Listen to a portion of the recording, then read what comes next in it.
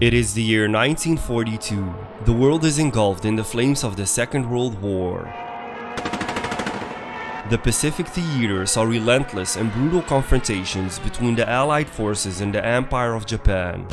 Following their success at Pearl Harbor in December 1941, the Japanese forces rapidly expanded their reach across the Pacific, capturing vast territories and establishing strongholds. Japan sought to cut off Australia and New Zealand from Allied support by seizing control of the Solomon Islands. The aim was to protect their southern flank and establish a base from which they could launch further offensives. One key location in the Solomon Islands was Guadalcanal, an island that, if fortified by the Japanese, would pose a significant threat to Allied supply and communication lines. In July 1942, Japanese forces began constructing an airfield on Guadalcanal, intending to solidify their control over the region. This airfield, later known as Henderson Field, became the focal point of what would turn into a grueling and protracted battle. Recognizing the strategic importance of Guadalcanal, the Allies quickly devised a plan to counter the Japanese threat. The objective was clear: to seize control over the island and deny the Japanese the ability to use it as a launching pad for further operations. On August 7, 1942, the 1st Marine Division under the command of Major General Alexander van de Grift launched Operation Watchtower,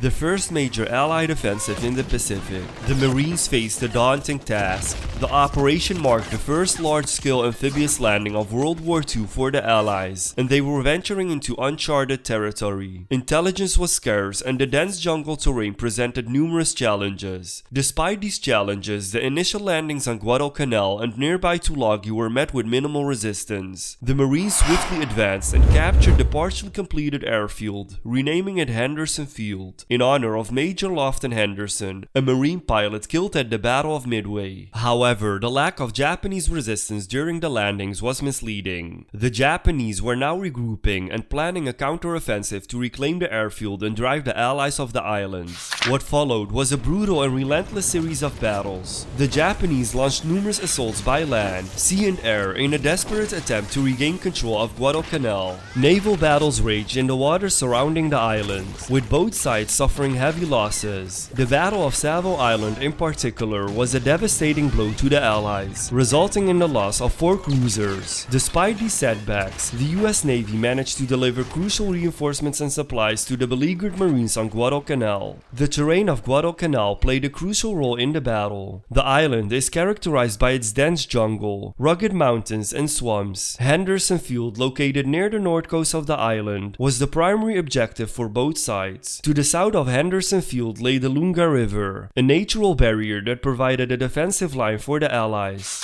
The Marines had to contend with the challenging terrain as they moved through the thick jungle, crossing rivers and swamps, and climbing hills. One of the critical locations was Bloody Ridge, also known as Adson's Ridge, named after Colonel Merritt Adson, whose troops made a heroic stand there. For the Japanese, the terrain was an advantage. Their troops were experienced in jungle warfare, but the dense foliage and difficult terrain made coordination and supply lines challenging. The Japanese often launched their attacks at night, using the cover of darkness and the jungle to their advantage. The defense of Henderson Field was crucial. Control of the airfield allowed the Allies to launch airstrikes against Japanese ships and ground forces, disrupting their supply lines and reinforcements. The Cactus Air Force, as it was known, played a pivotal role in the battle's outcome. The Air Force, composed of Marine, Navy, and Army Air Force units, flew numerous sorties each day, engaging Japanese aircraft and attacking enemy ships. Their efforts significantly hindered Japanese resupply efforts and provided much-needed support to the ground forces. On October 11, US forces led by Rear Admiral Norman Scott intercepted a strong Japanese force near Guadalcanal. In the nighttime battle of Cape Esperance, the Japanese lost a heavy cruiser and a destroyer,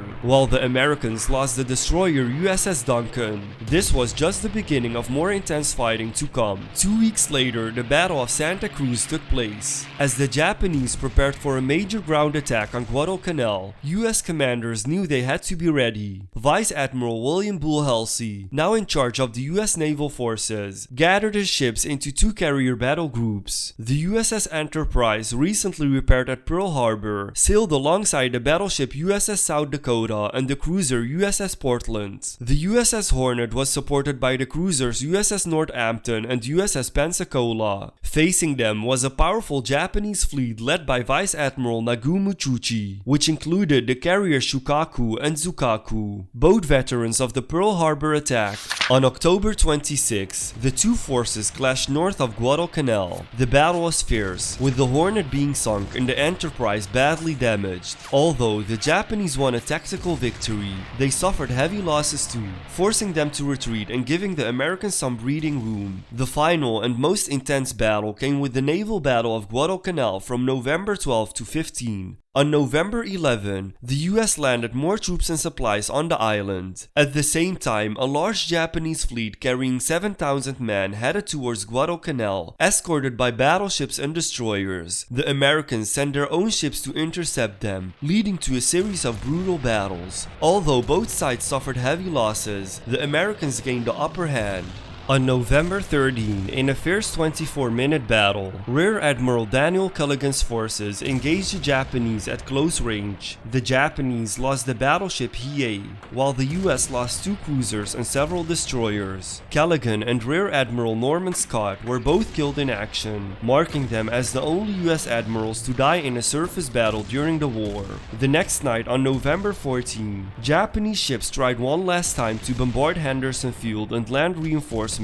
However, the Americans were ready. Throughout the day, Japanese ships were attacked by American aircraft, and at night they faced the battleships USS Washington and USS South Dakota. In the intense night battle that followed, the Japanese lost the battleship Kirishima and a heavy cruiser, while the US lost 3 destroyers. This victory secured control of Guadalcanal for the Americans and marked a turning point in the Pacific War as they began to push back the Japanese forces. By the end of November, the US Navy had gained the ability to bring reinforcements to Guadalcanal more quickly than the Japanese, enabling Allied forces to gradually push the Japanese toward the island's northwest region. In December, after 4 months of intense fighting, the 1st Marine Division was withdrawn, and the US 25th Infantry Division began to arrive on the island. By the beginning of 1943, Allied forces on Guadalcanal consisted of 2 US Army divisions and a Marine regiment, totaling around 44,000 troops. Throughout January 1943, Allied offensives continued, steadily reducing the Japanese-held territory. In early February, small vessels started evacuating the remaining 12,000 Japanese troops. By February 8, 1943, nearly 6 months after the initial landings, the last pocket of Japanese resistance was eliminated, and Guadalcanal was securely under Allied control.